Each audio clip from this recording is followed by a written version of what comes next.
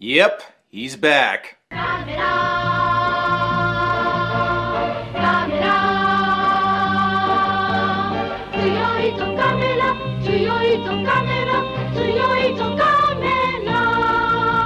Oh, Gamera. Just like the Mafia, whenever I think I'm done with you, you pull me back in. I suppose that's what I get for having Patreon goals. So to get everybody caught up, after seemingly retiring in disgrace after the glorified clip show movie Gamera Super Monster, Gamera returned to movie screens with a series of films commonly referred to as the Heisei trilogy. Not only are these easily the best Gamera movies ever made, they're some of the best kaiju movies period, and are at least as good if not better than the 90s Godzilla movies. I know, I can't believe I'm saying it either, but seriously, if you're a fan of Japanese monster movies and you haven't seen these yet, you should get on that. After the last movie in the Heisei trilogy, Revenge of Iris, was released in 1999, Gamera once again went on a short break before the series was rebooted once again in 2006 with Gamera the Brave. While the Heisei series had a much darker, more serious tone than the original Gamera films, Gamera the Brave was intended to be a return to the series' roots, showcasing a more light-hearted Gamera who was once again a friend to the children. Now, normally a series going back to its roots is a good thing, but in Gamera's case, his roots are,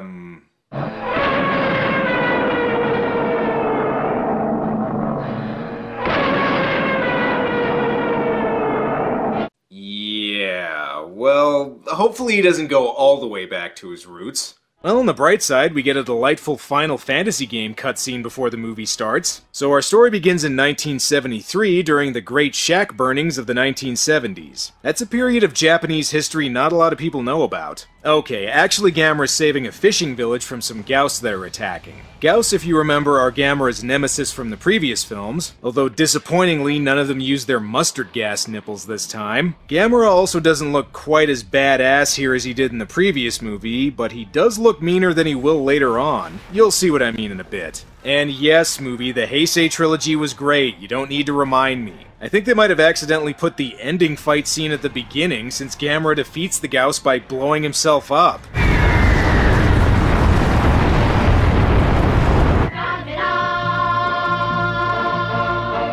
Huh.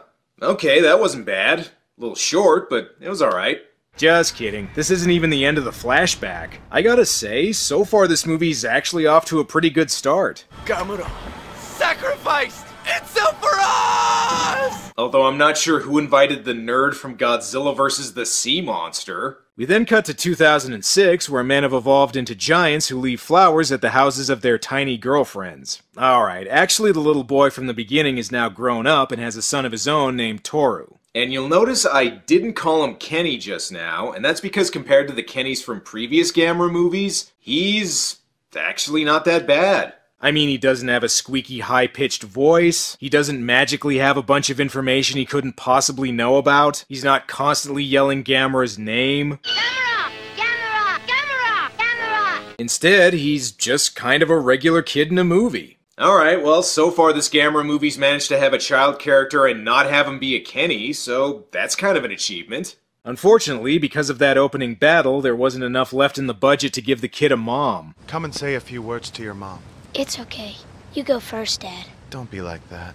Now that I'm back in the business, there's nothing to be sad about. Well, except for your dead mom, that is. Speaking of which, how did his mom die? My mom died in a car crash. Wait, you mean she died in a traffic accident? Shit, the kid from Gamera vs. Guiron was right. Oh well, maybe that video game special item that's blinking in the distance can bring her back to life. We also learn there's an organization called the Unusual Organism Task Force responsible for handling monster attacks that's about to be disbanded. With the implementation of budget cuts recently, the closure of the task force has been hotly debated. Typical. Whenever times get tough, monster programs are always the first to suffer. Also, closing down a monster task force when people keep mysteriously disappearing near Japan doesn't seem like a great idea. And that's not the only unusual activity going on here. Toto!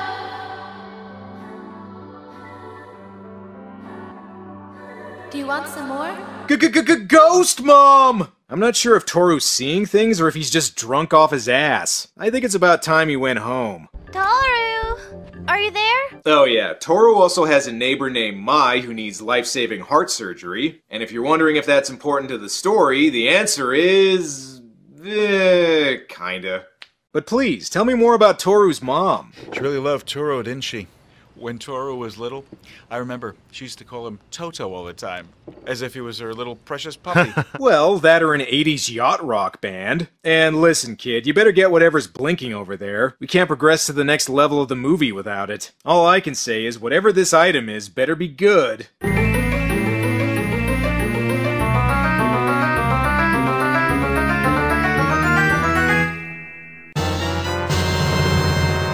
Huh. Well, baby Gamera may be tiny, but he is a lot less terrifying than Minya. I'm gonna name you Toto. Oh, and Toru also names the turtle Toto, and for the rest of the movie, people call him by that name more than Gamera. Toto. Can I be Toto's friend? For Toto, right? Toto isn't Gamera. This feels a little weird. It's like if they made a Godzilla movie but just decided to call him Snoopy for most of it. Better hide him from Dad, though. Wouldn't want turtle soup to suddenly end up on the menu at his restaurant. You know, so far this thing seems less like Gamera and more like Trumpy from Pod People. Wow, Toto, you can do stupid things. But what this Gamera lacks in size, he makes up for in wacky antics.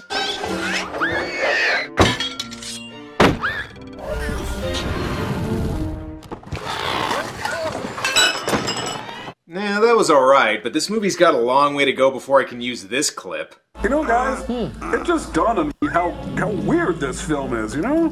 Yeah, It's kind of goofy. Meanwhile, people keep mysteriously going missing in the ocean, and it wouldn't be a Gamera movie without some kid-friendly blood and gore. Yeah, I've always said more kids' movies need to be like Evil Dead 2. After Toro shows off Gamera to his friends, Mai figures out there's something unusual about his pet flying turtle. Gamera? Toto's this monster? Nah, he's not gonna look nearly that badass. Make sure you tell me if anything strange happens. No way. Nothing strange will happen. Kid, it's a Gamera movie. Something strange is practically guaranteed to happen. Case in point, Toto seems to have discovered the secret of the ooze and had a growth spurt. Well, guess they have no choice but to flush him down the toilet before he gets any bigger. Or just move him into his own place, that works too. And what is this? You mean the effects on Gamera are actually pretty good here? Blasphemy! I demand that this movie look like a Turkish knockoff of itself. Well, honey, you need some rest then.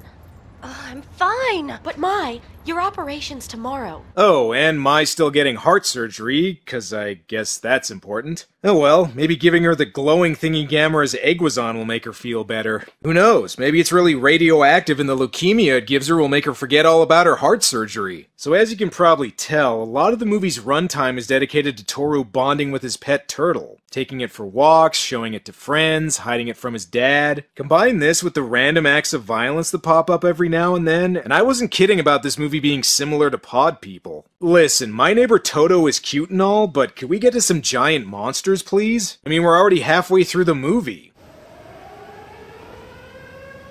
Toto! Either they're about to enter Silent Hill, or we're finally gonna get some giant monster action.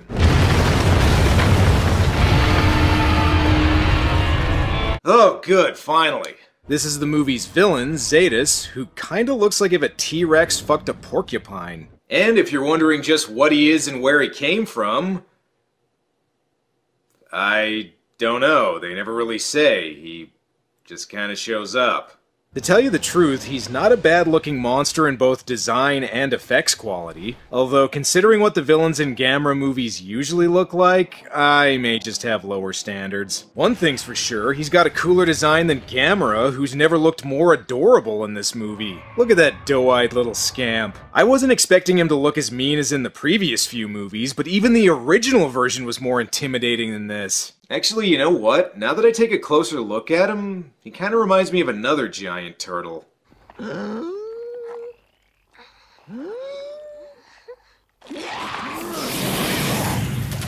well, at least his roar's a little better here.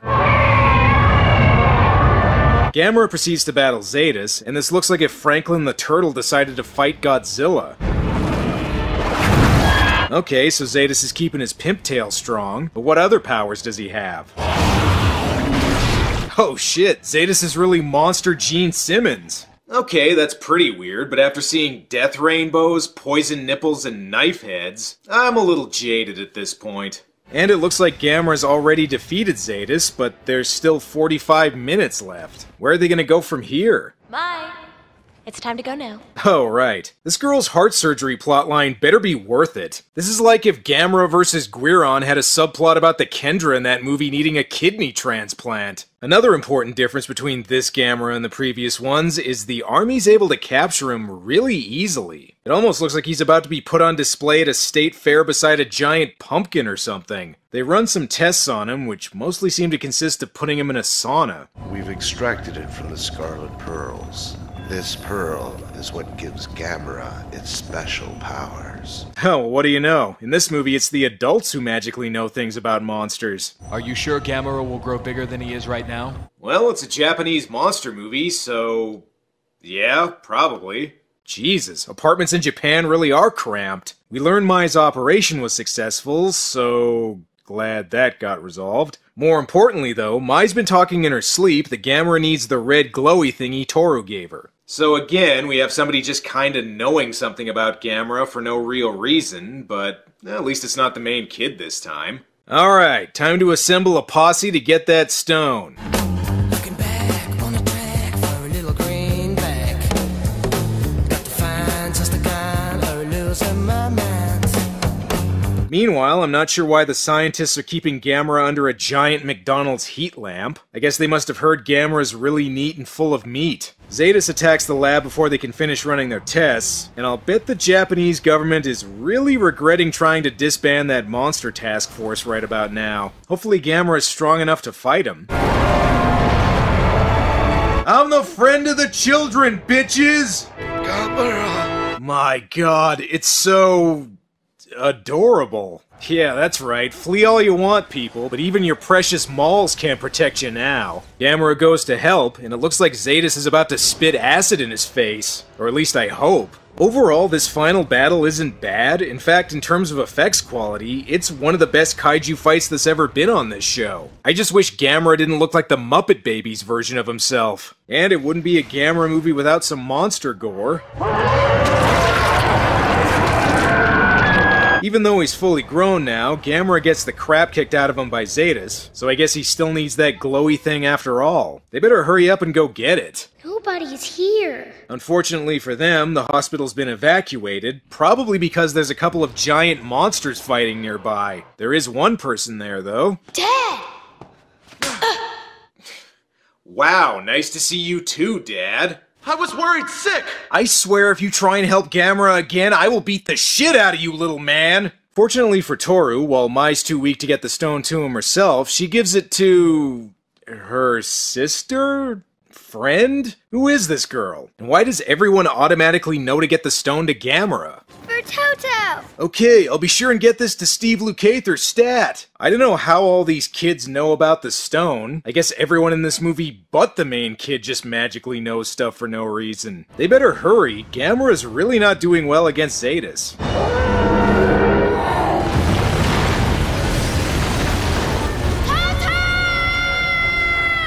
Oh man, I'm really not making much of a comeback here, am I? Ugh. Eventually the stone gets to Toru, and why do I get the feeling this thing is gonna end up being like the feather from Dumbo and it'll turn out Gamera could have incinerated Zetas the whole time? Ooh, Gamera just got tongue-fucked right in his guts. You gotta get that thing to him quick, kid. Toto! We are so... getting our ass kicked right now. I won't let you die. I love you too much. That's great, kid. Unfortunately, Gamera's a turtle and can't understand a word you're saying right now. Toru gives Gamera the glowy thingy, which finally gives him the power to defeat Zetas. Okay, maybe not. Just kidding, he's fine.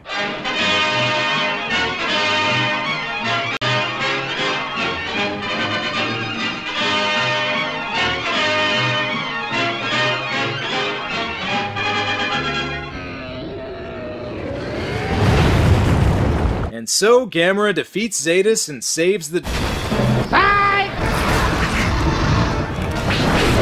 Jesus, looks like Gamera's about to be Frenched to death by Zetas. What's he gonna do? You have to get out of here now! Listen to me. That's a sign he's gonna self-destruct. Toto would never blow himself up. He did it at the beginning, and it seemed like it worked pretty well, other than the whole dying part. Besides, turns out Gamera doesn't need to blow himself up, he just had to charge up his main attack.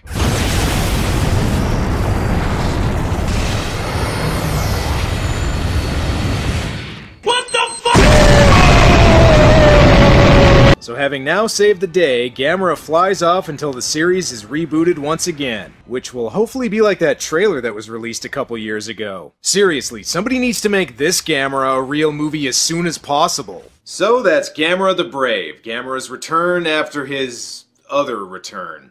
And honestly, it was alright.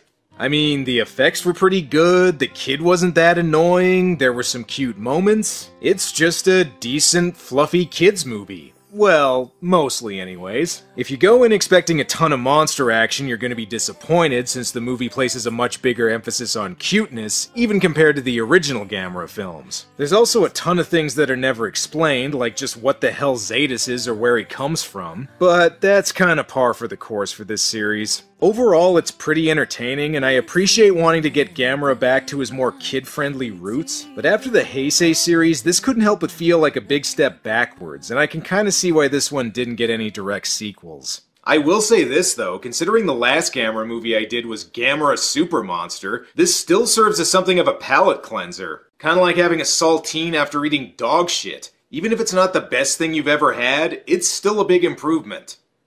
Well, that's all for now. Until next time.